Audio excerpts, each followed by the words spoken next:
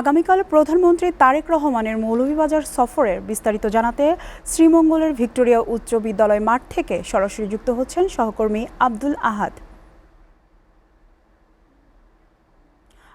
আগামীকাল প্রধানমন্ত্রী সফরের বিস্তারিত বিষয় সম্পর্কে আমাদেরকে জানান।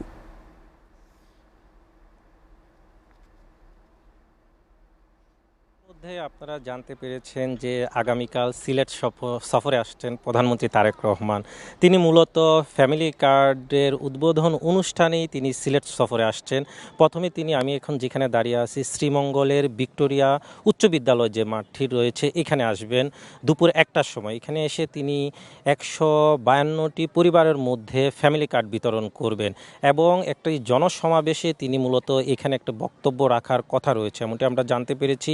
আপনারা দেখতে পাচ্ছেন যে তার এই আগমনকে কেন্দ্র করে ইতিমধ্যেই এই মঞ্চ তৈরির কাজ চলছে। সকাল থেকে আমরা দেখতে পেয়েছি যে মঞ্চ তৈরির কাজটি চলছে, এখনও ধারাবাহিকভাবে কাজ চলছে। আপনারা দেখতে পাচ্ছেন যে মঞ্চে তার ব্যানার ফেস্টুন লাগানো হয়েছে, চেয়ার রয়েছে সারিবদ্ধভাবে, এছাড়া ব্যারিকেড দেওয়া হচ্ছে। আমরা একটু আগে দেখতে পেয়েছি যে আইন শৃঙ্খলা বাহিনীর ঊর্ধ্বতন কর্মকর্তারা এখানে পরিদর্শনে এসেছেন। এর আগে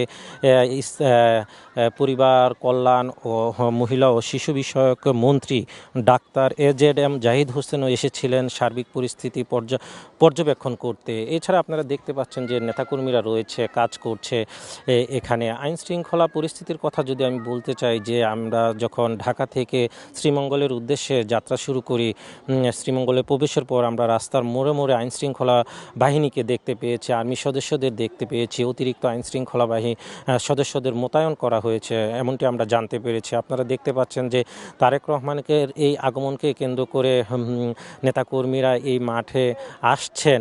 তিনি মূলত তার আগামীকালে কর্মসূচিটি রয়েছে, তিনি বিমানযোগে ঢাকা থেকে সিলেটে আসবেন, সিলেট বিমানবন্দরে। এরপরে তিনি শ্রীমঙ্গলে আসবেন, এসে এই সমাবেশে যোগ দিয়ে পরবর্তীতে তিনি মৌলভীবাজারে দুপুর 2টা 30 আরেকটি ফ্যামিলি কার্ড উদ্বোধনী অনুষ্ঠানে যুক্ত হবেন। আমরা কথা বলেছি এখানকার স্থানীয় নেতাকর্মী এবং সাধারণ মানুষের সাথে। তারা জানিয়েছে শুধু ফ্যামিলি কার্ডের উদ্বোধন অনুষ্ঠানে আসলেও তাদের এলাকার উন্নয়নে বেশ কিছু দাবি রয়েছে, সেগুলো তুলে ধরার চেষ্টা করবেন সিনিয়র নেতারা। এখানে বিএনপি যেসব নেতারা রয়েছে, শিক্ষা, স্বাস্থ্য এবং নির্বাচনী যে বিভিন্ন প্রতিশ্রুতি দিয়েছিল এখানকার এমপিরা, তারা তাদের সেই প্রতিশ্রুতি বাস্তবায়নের জন্য প্রধানমন্ত্রীর কাছে দাবি তুলে ধরবেন এমনটি আমরা জানতে পেরেছি। তবে সার্বিক পরিস্থিতি যদি আমি জানিয়ে রাখতে চাই, এক ধরনের উৎসাহ উদ্দীপনা বিরাজ করছে।